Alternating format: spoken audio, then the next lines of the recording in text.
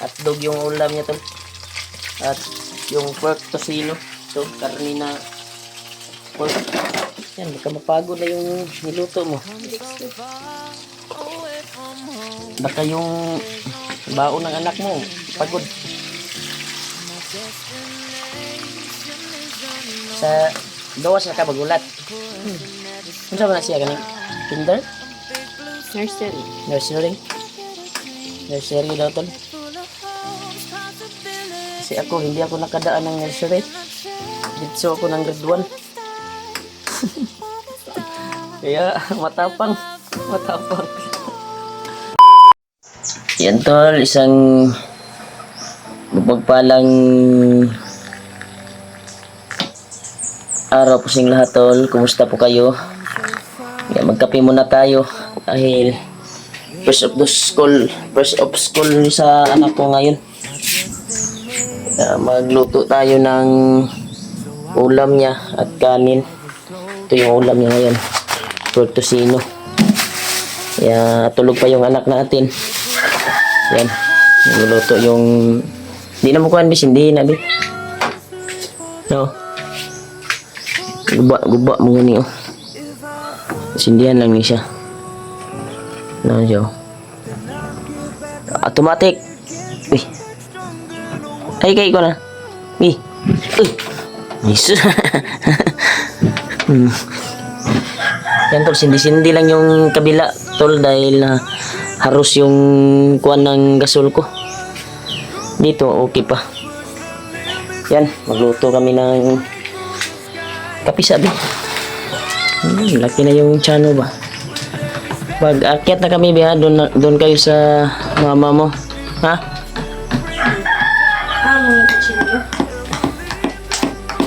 Yan. Hinayan mo, hinayan. Hindi ko chinyo ba? Hinay. Ini awas na. Chinyo ba? Yan. Yan, eskwela dito akong anak. First of the school niya rin tol. Eskwela siya rin, tulog pa. Alas 9 pa iyang kuan. Suluran. Sana yung kutsilyo dito. Magandang araw sa inyong lahat tol. Tag-video ko tayo para kahit nandito tayo sa bahay ay may upload tayo ng video sa ating YouTube channel. Kape tayo to, kape tayo. Yan, niluto yung mama ng anak ko. Kasi mag-aaral yung anak ko ngayon.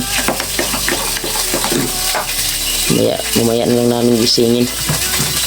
Yan, yung kopi ko ay Energin. Ang pa-energy ba? Energy. Ano chinyo? Chinyo ba? Silyo, nagputsilyo. Yung kita na eh. Ay, di ba? Ganyan ko ba? Akong iwa. Yung mga kutsilyo dito. Nawala yung mga kutsilyo dito tol. Asam to kutsilyo, nilayas mga kutsilyo ba? Grabe eh. Pati kutsilyo nilayas na diri sa balay. Yan tol. Kumusta po kayo tol?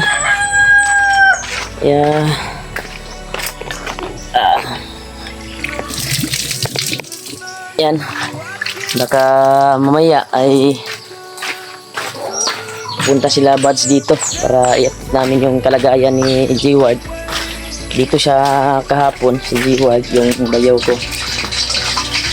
Binisita sa bahay. At baka ngayon ay darating po sila Kuya Buds dito sa bahay para pag-usap-usapan namin kung kailan kami aakyat sa bundok. Pag-usap-usapan namin tol. Siyempre bago kami aakyat ay i-plaster na mo tol ba yung pamilya ni G-Ward kung saan talaga namin ilagay. Ay gusto ni ate na doon daw sa kanila, pero tingnan namin kung okay na ba yung bahay nila, okay na ba yung wala na bang nag-aaligid doon na mga kalaban o bandido. Eh, safety naman doon, tol. Dahil active yung kwan doon, yung mga barangay tanod ngayon. Dahil pinaalarma po namin doon sa kanilang barangay. Yan. Basta po kayo, tol. Kaya abang-abang na lang kayo sa pag-akyat namin, tol. Ay kusang tutulong si G-Ward at makapag-upisa na siya sa pag-vlog, lalo na si Dib. Kaya supportahan po natin, tol. Dib Adventure at si G-Ward Adventure. Supportahan po natin, tol. Kaya may upload na po na sila na video, update. Kaya abangan po natin yung kuha nila, mga galaw, kung ano talaga yung galaw nila, kung paano sila titira ng mga kuwan ba. Pero bago tayo akyat ay puntahan namin si Lolo Ambo doon sa kitaan namin ni Lolo Ambo ba kung saan siya tatawagin. Ay may kunti kaming ihiling para sa kaligtasan nila G-Ward at Dib, para may protection din sila sa kanilang katawan at may panipas sa mga bala sa mga kalaban.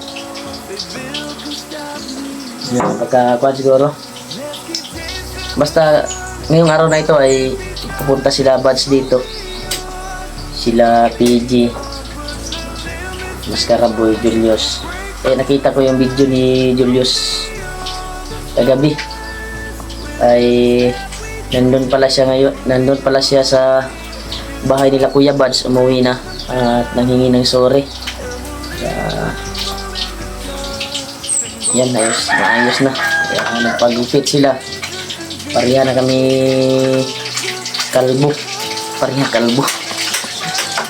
Yan, tol. Kumusta po kayo, tol? Kape tayo. Good morning sa lahat.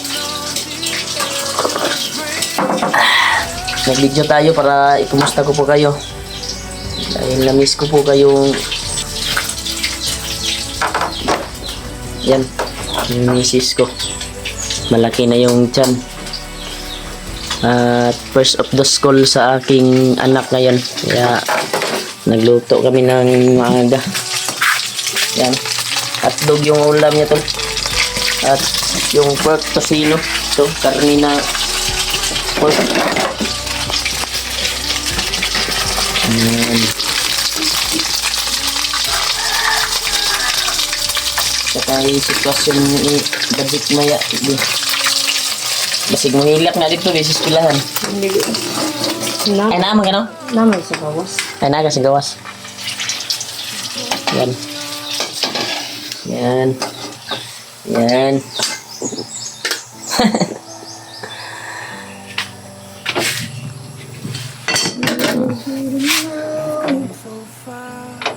Yan, tol. Ito yung kalagayan sa bahay ngayon. Kaya nagkuhan kami ng maaga para sa anak namin. Kaya kung akyat na kami, tol, ay doon sila sa yanan ko, doon sila mag-stay muna. Kasi kailangan tayo maghanap buhay at magtiyaga para may panggastos tayo sa anak natin at pamilya. At siyempre, may i-share, makashare din tayo sa mga kamag-anak natin. Dahil yun yung purpose ko, tol, sa sahod ko. May sahod na ako, tol. Diba? Kailangan tayong mag-share din ng blessing kahit kaunti sa mga kuha natin kamag-anak. At least may ma-share tayo kahit kunti lang yung sahod natin. Importante ay share ba sa blessing na narating natin. Kaya ito, tulog pa yung baby boy ko. Yan, mag-aaral to ngayon, tol. Mag-aaral to. Kaya yung pangarap niya daw ay maging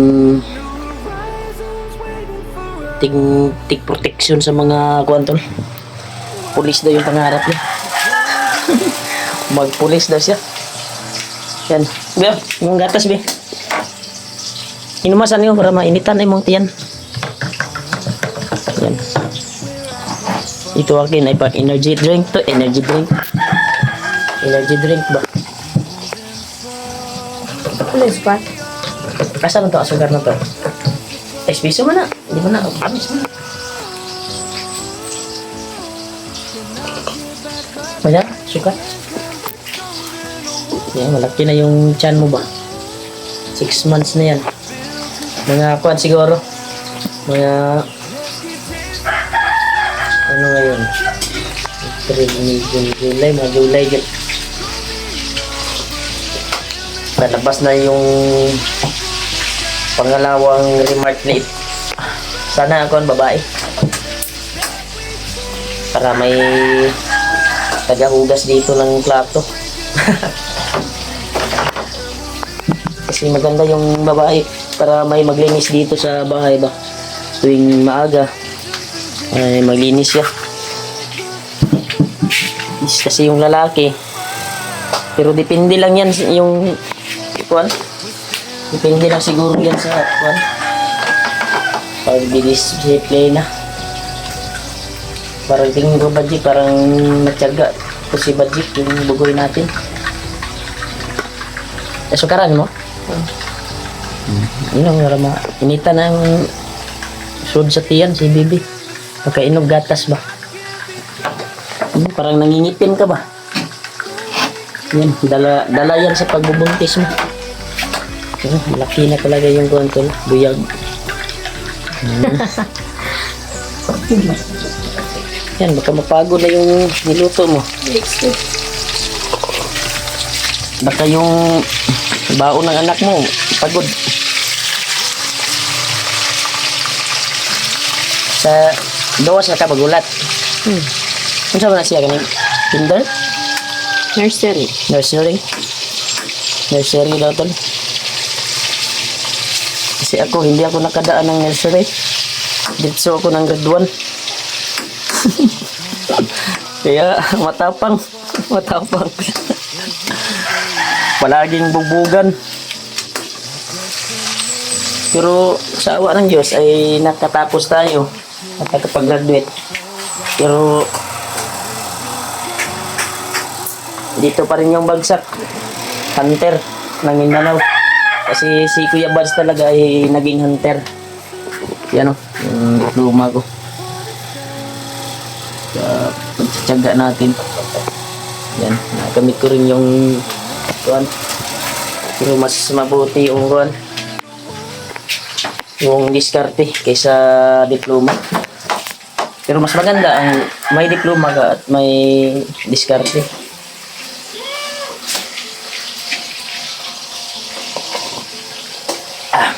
Yan tol, abang-abang na lang po kayo tol. Dahil hinintay ko sila Kuya Bads. Baka magkatay naman ako ng manok dito ngayon. Dahil para happy ba. Para makahigop sila lami na sabaw. Para bumalik agad yung lakas nila. Buti na lang na agapan yung kuan ko ba. Parang nadutlan ko sa kuan tol, sa ulan kahapon. Sinabutan kami ng ulan kahapon doon sa kuan. Hindi kasi sanay yung katawan ko dito sa bahay. Dapat kuan yun. Lihok yun pirmi ang lawas ba. Hanad na sa bakbakan. Sa bundok. Nangihina ko tol pag dito sa kuan, wala akong trabaho sa bahay lang. Parang sumasakit yung mga katawan ko, pero kung doon sa bundok, buo namang determinasyon ko. Ayan, mag-aaral na yung anak ko. Salamat po tayo na healthy yung katawan ng anak natin. Gabi, kahit bata pa siya, alam mo talaga na sweet siya sa ama niya at ina ba. At yung boros ng pan ko. Kasi kagabi, hinalikan niya talaga kami. Hindi niya tutulog kami. Good night daw, good night papa, good night. Parang nadurog yung puso ko ba, naiyak ako. Na-touch ako sa ginawa ng anak ko, good night daw. Yan, ngayon. Maaga kasi siya nagkuhan kagabi tol, nagtulog yung anak ko.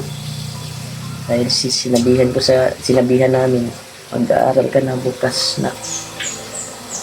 Yan, maaga siya nagkuhan, hindi na siya nag-cellphone. Yan, ngayon tulog pa rin. Kasi yung pinili namin na oras ay may alas 7 yung school nila tulba sa eskwelahan.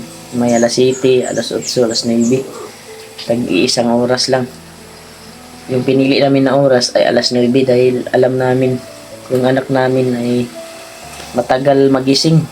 Kaya alas 9 yung pinili namin na oras para makapag-relax. Kasi usahay ito, matagal kasi ito matulog. Kaya yung pinili namin na oras yung pag-aaral niya alas 9 ng umaga. Kasi may maaga to, alas 7, alas 8, alas 9. Yan. Alas 9, taman alas 10 yung pag-aaral niya. Isang oras lang. Buti, mas mabuti kaysa hindi pa aralin. Kapag ko ano, speedly. Yan.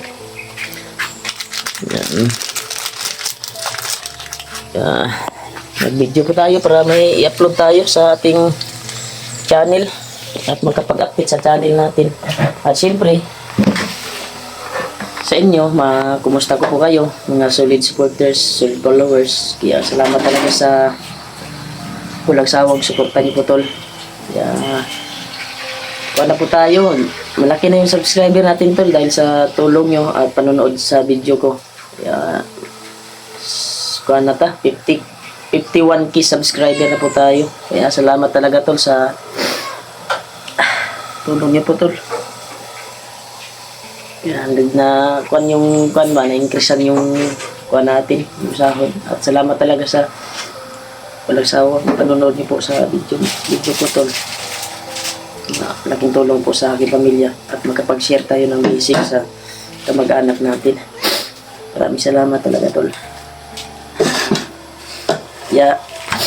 Yan tol.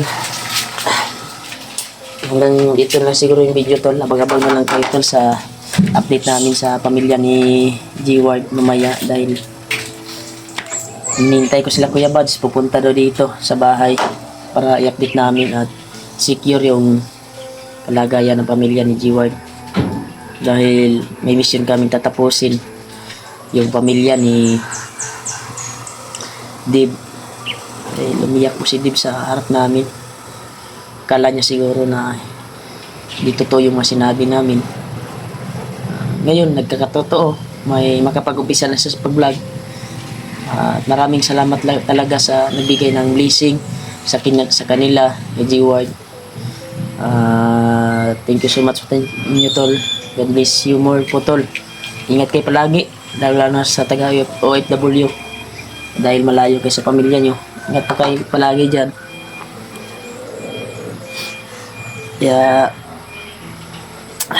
nandito lang yung video.